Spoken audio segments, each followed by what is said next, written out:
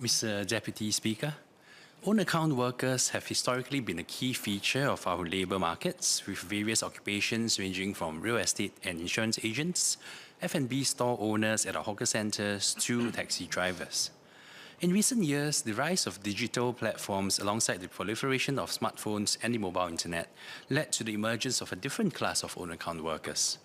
Those who may not entirely be in control of their own business, such as private hire car drivers and food delivery riders, working for the ubiquitous multi-billion-dollar platform companies we see today.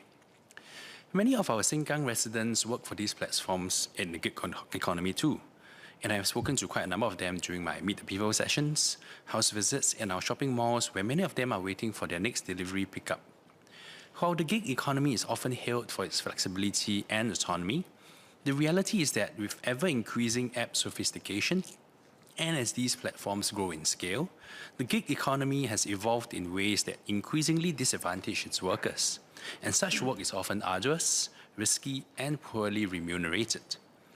The appeal of flexibility and the promise of independence lies a reality fraught with inadequate protections and financial insecurity.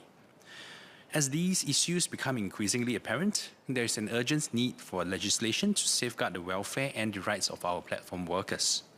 This bill, in essence, implements the recommendations brought forth by the Advisory Committee on Platform Workers to help improve the working conditions and livelihoods of our platform workers.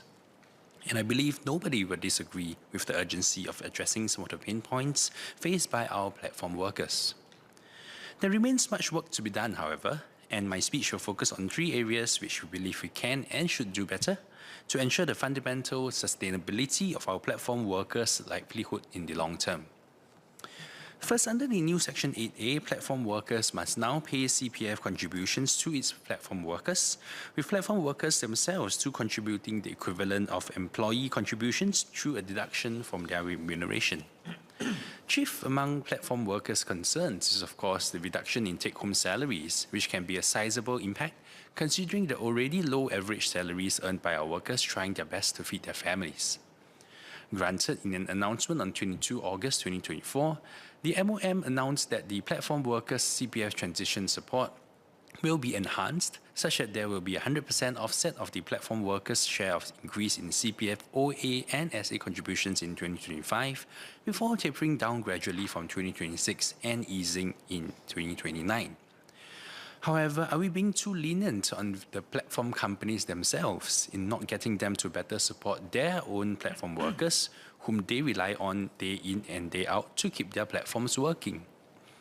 Platform companies' CPF contributions start at 3.5% for workers across all age groups from 1 January 2025, before progressively increasing each year up to a steady state from 1 January 2029 onwards. Today, resident regular primary platform workers aged 60 and over represent the highest percentage of workers by age group at 34.7%, with those aged 50 to 59 representing the next highest percentage at 30.2%. Using the example of a worker aged between 65 and 70 who is somehow still working and not retired, the difference between the initial 3.5% CPF company contribution rate and the steady-state contribution rate of 9% is minimal. Assuming he earns the median income of $2,000 as a worker, the difference is a mere $110 a month. Even if we assume the worker is aged 35 or below, meaning a company contribution rate of 17%, the difference is again just $270 a month. Surely that is not too much to ask of our platform companies. I fully agree with what SMS Kopokun said in response to parliamentary questions in April 2022, where he noted that while mandatory CPF contributions will increase platform companies' business costs, I quote, "It is no worse off than any other company employing workers in a similar sector, such as in logistics and transport. Besides, platform companies already contribute CPF for their management executives and administrative staff today. While we want to phase in the workers' contributions over time given take-home pay concerns, can we not accelerate platform companies' contributions or even mandating that they start contributing their full share of contributions immediately from January 2025? Second, I wish to reiterate the point I made during the 2022 Committee of Supply debates, where I hope that we can pay a fair wage for our platform workers and ensure that they earn at least our minimum wage equivalent, the local qualifying salary. While this was at $9 per hour back when I made the speech, this has now been raised to $10.50 per hour based on the latest LQS as announced in Budget 2024. The 2017-18 Household Expenditure Survey lists the median household expenditure as $4,906. A DBS survey also suggested that food delivery riders spend $1.12 for every dollar they earn.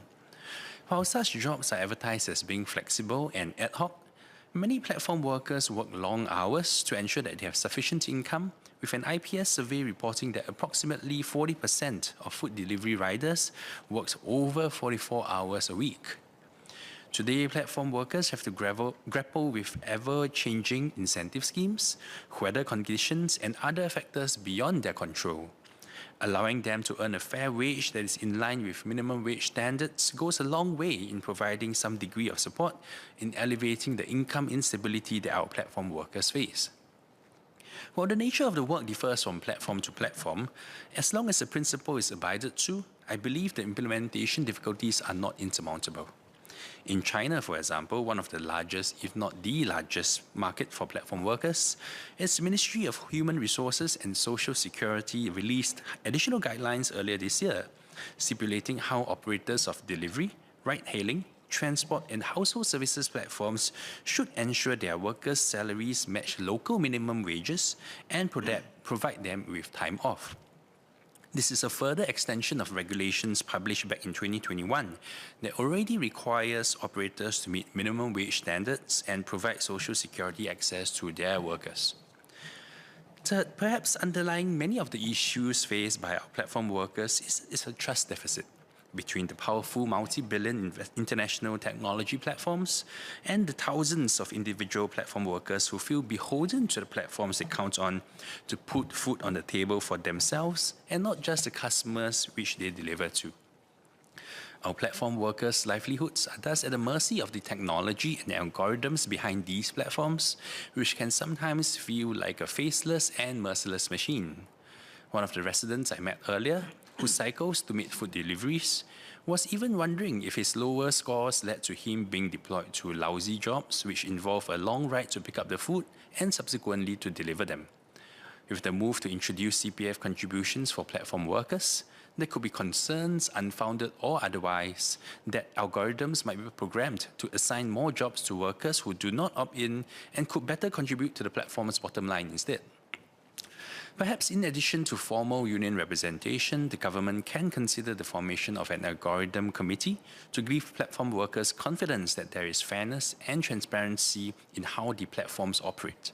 Such a committee was introduced in Spain, for example, as part of their first collective agreement for platform workers, and in China, the authorities have also introduced guidelines since 2021, highlighting that the strictest algorithm should not be used as an assessment requirement and delivery time requirements should be appropriately relaxed. To conclude, Mr. Speaker, rather than confining our support for platform workers within the existing framework, I hope the additional points I raised can be given due consideration for future legislative amendments to better enhance the sustainability of our platform workers' livelihoods. Notwithstanding my clarifications, I support the bill.